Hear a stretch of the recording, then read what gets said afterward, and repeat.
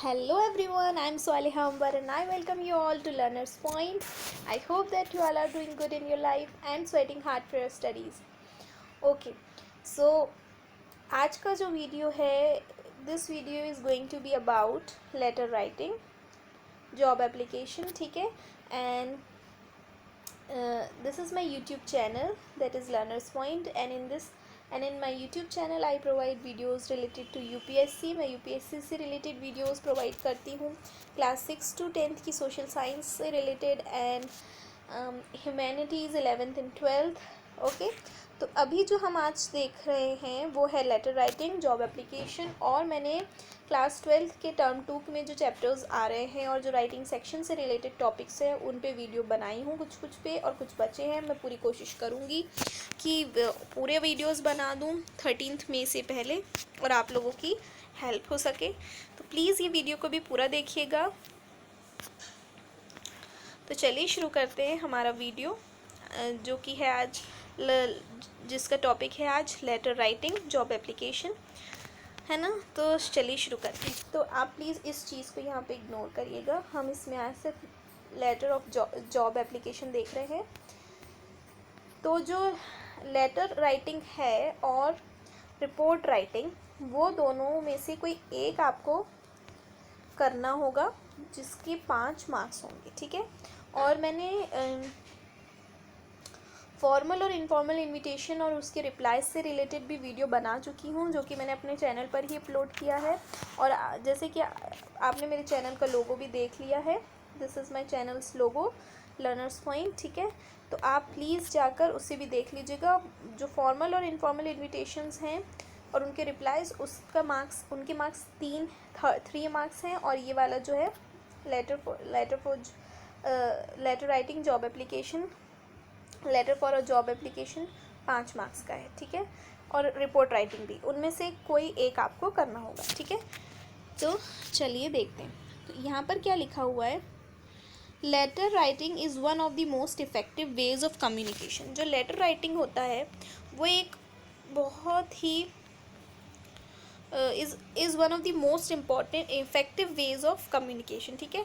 Today, although telephone, fax and email have replaced personal informal letters, formal letters are still in vogue, ठीक है.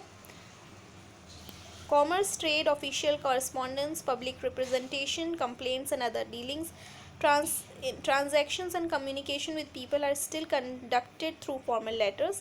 Therefore, one must cultivate the art and skill of letter writing, ठीक है. तो main events क्या होते हैं letter writing के, यहाँ पे लिखा हुआ है, ठीक है. तो मेन इवेंट्स जो होते हैं लेटर राइटिंग के, मेन एलिमेंट्स जो होते हैं, सॉरी, लेटर के, वो होते हैं सेंडर्स, उसके बारे में हम देख रहे हैं. तो सबसे पहले यहाँ पे सेंडर्स एड्रेस के बारे में लिखा हुआ है. According to the latest format, sender's address is written all at the top along with pin code, ठीक है. जो सेंडर्स एड्रेस होता है वो पिन कोड के साथ टॉप पे लिखा जाता है, along with the pin code, ठीक है. Do not write sender's name with the address. Sender के नाम मत, do not write sender's name with the address, ठीक है. यहाँ पर एग्जाम्पल के तौर पे दिया हुआ है, जैसे कि यहाँ एड्रेस दिया हुआ है और फिर पिन कोड भी दिया हुआ है ना. While writing the address one must not use comma at the end of each line, ठीक है. If the address is not provided in the question, then you may create a fictitious address, but writing a sender's address is mandatory, ठीक है.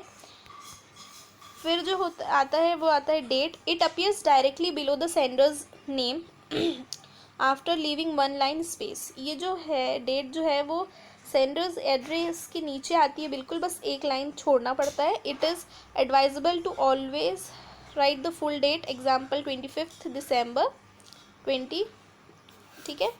जो भी लिखा है यहाँ पे समझ गए होंगे आप.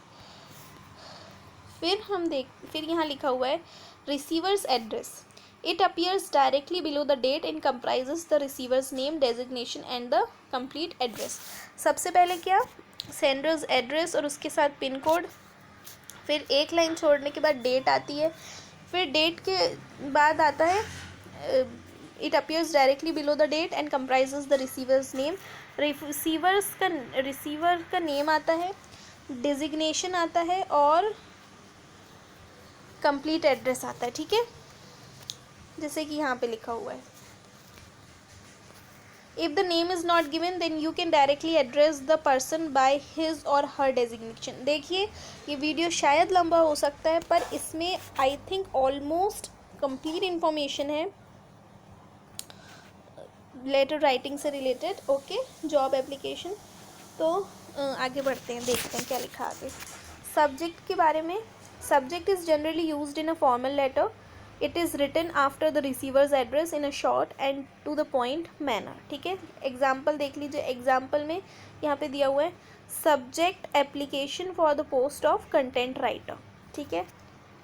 सैल्यूटेशन की अगर हम बात करें, this consist of words of greeting and is written on the left hand side of the page after the subject. The form of greeting depends upon your relation to the person to whom the letter is being written, ठीक है।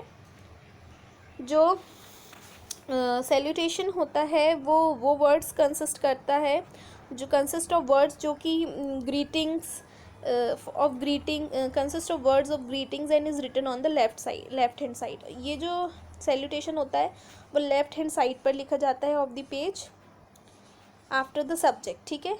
ये the form of greeting depends upon your relation to the person to whom the letter is being written.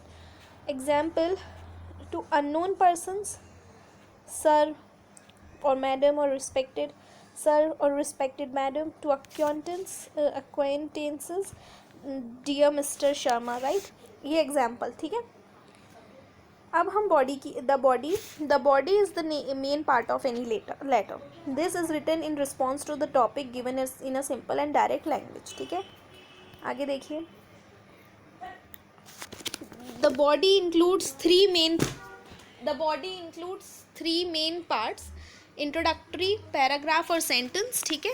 States the purpose of writing. जो body होती है वो 3 main parts उसमें included होते हैं।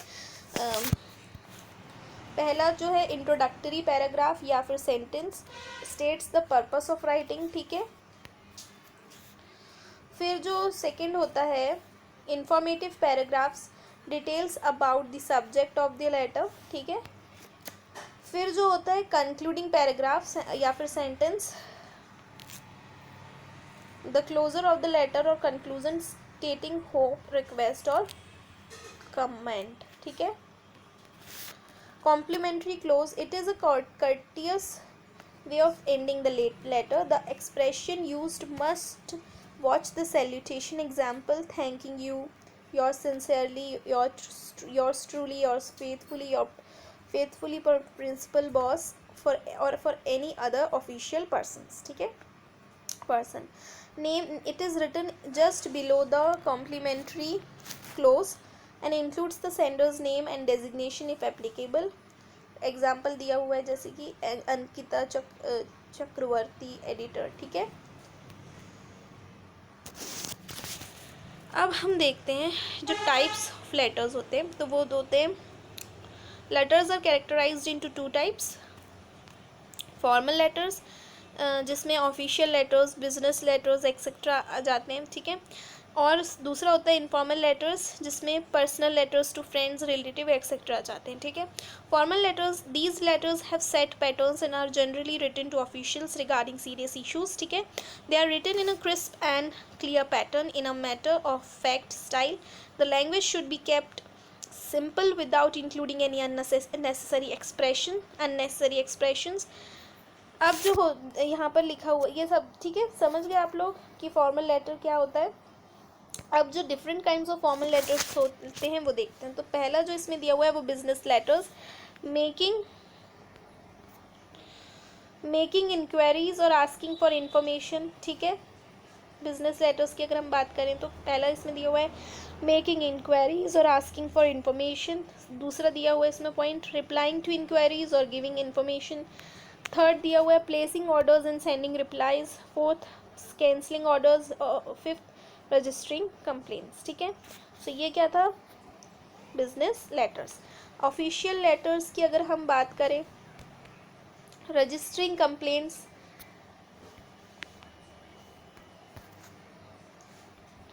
ठीक है, registering complaints, making inquiries, making request और अपील, ठीक है। Letters to the editor, giving suggestion on an issue of public interest, expressing views on an issue already raised in an article और write up in a published letter. उसके बाद जो दिया हुआ है वो है letters of job application. Application for a job includes resume, note in class 12 term 2 exam questions on only letters of job application will be asked, ठीक है। letters of job application की अगर हम बात करें, these are letters that are written to apply for a job or a service. It is the primary means of introducing the applicant or the job seeker to the employer. Therefore it acts as a personal advertisement with an appeal for a job with a letter and a biodata. A job application thus contains, पहला जो है वो a covering letter और दूसरा अ biodata और curriculum विटे, ठीक है। The curriculum विटे और biodata refers to a person's life and his or her achievements. It has very specific format.